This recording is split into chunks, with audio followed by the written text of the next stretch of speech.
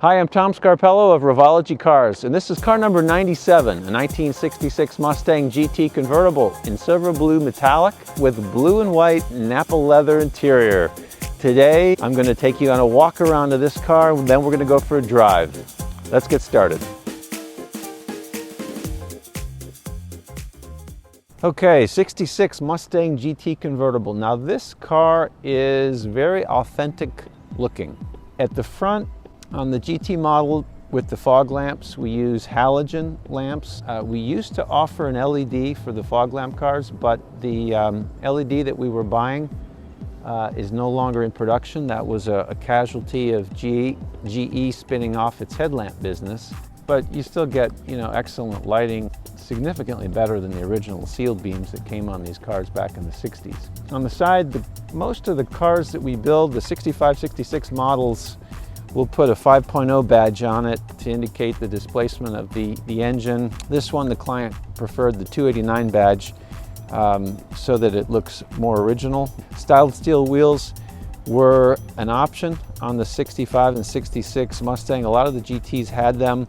This is styled aluminum in a 16x8, so it looks very similar to the original styled steel, but of course it's a larger wheel, allows a larger brake package than the original car had.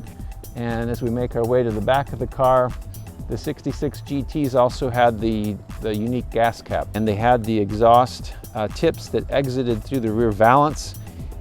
Those were louvered back in 65, 66. These don't have the louvers. They're slightly larger, to try to create less back pressure, because obviously we've got an engine that is about twice as powerful as that original high performance 289 engine that was optional. On the inside, this is our deluxe interior. So the deluxe interior in 65 and 66 was also called the pony interior because it features these running ponies on the seat. In the case of the Revology pony interior, these ponies are embossed. We had a different video on that. We showed the embossing process. So the original pony interior had a unique door panel as well as seats. And it was kind of a scalloped panel with a stainless molding that went all the way around the trim panel. The problem was they never fit very well. In 1965, they noted that they had a problem with the fit of that molding, and in 66 they came out with a fix. But it's kind of interesting. You go back and look at one of the assembly manuals from 1966 and you see what the fix was.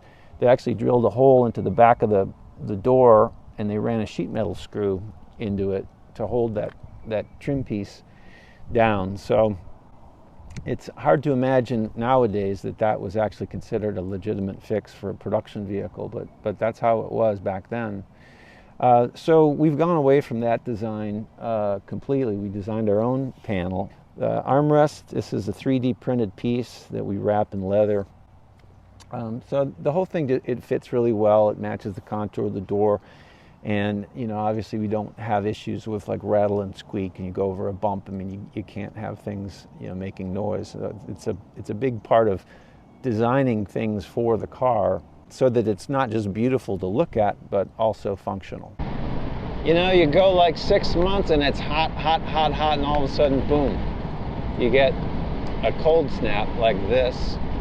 But you still have the top down because it is a convertible, and that's what you do when you have a convertible.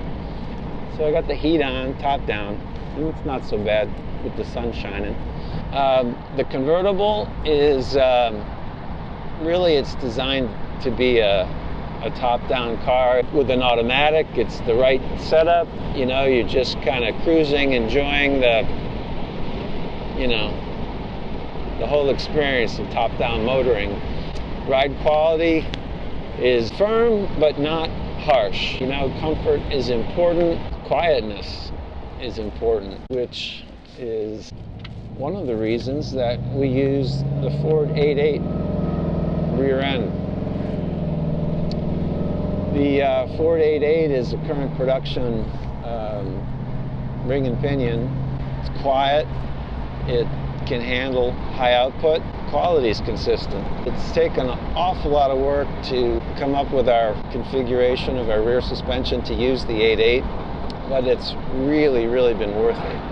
I really cannot believe that so many people are still using a Ford 9-inch in high-end builds. They're aftermarket units, they're just not made to the same quality standard as the Ford OEM units. It's why we use OEM. OEM is the best overall combination of quality, cost, and performance.